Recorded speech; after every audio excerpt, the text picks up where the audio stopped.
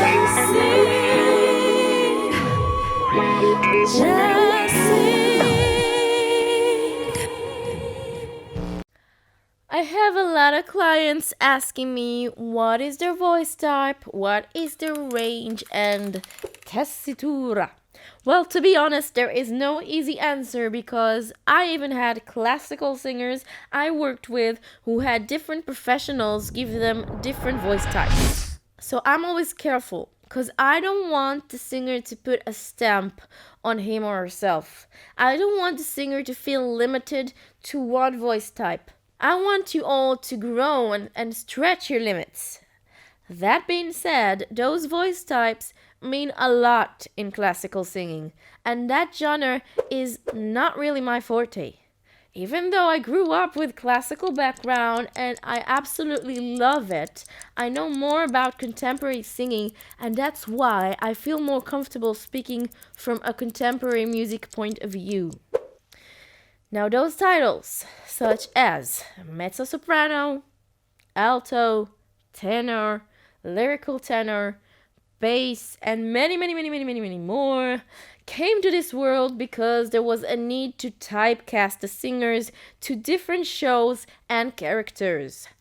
And it helped organize the singers according to color, timbre, range. Now, the tessitura, or the ideal range for the singer, is meant to show in what register or part of the voice the singer sounds the best. And knowing the singer's tessitura and voice type helped not only the casting process, but the composers who wrote the parts.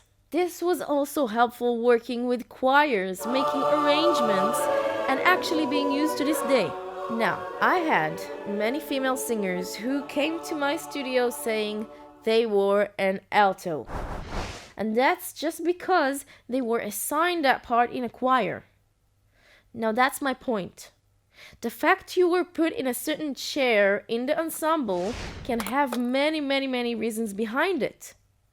For instance, at that time, your lower register was maybe more developed, or the sound of your voice could have been deeper, or maybe your hearing was so good, it was better to put you in a difficult part than on the lead part, which was the soprano. In short, there are many reasons that have nothing to do with your potential as a singer and what you can be. A female singer, to actually fit in the alto category, there needs to be much more than a choir part they are used to sing in. For example, in a more physiological point of view, a true alto should have a lower passaggio or bridge in their voice. And that is due to thicker or longer vocal folds and maybe even longer vocal tract. That means their voice can sing lower notes with more ease, but also the registration will be lower. That should give the female singer a similar color to a tenor male singer. Also, singer-songwriters today want to be unique. They want to explore different sounds and find their own flavor and their own music and their own sound. We don't want to limit ourselves to one voice type or another.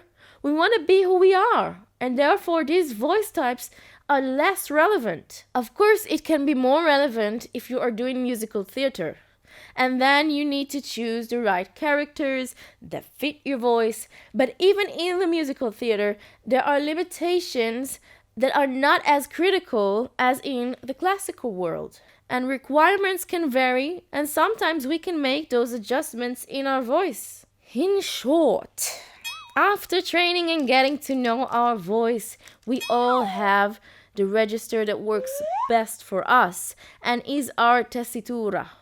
But that doesn't stop us from exploring more sounds, especially if we are in the more contemporary style.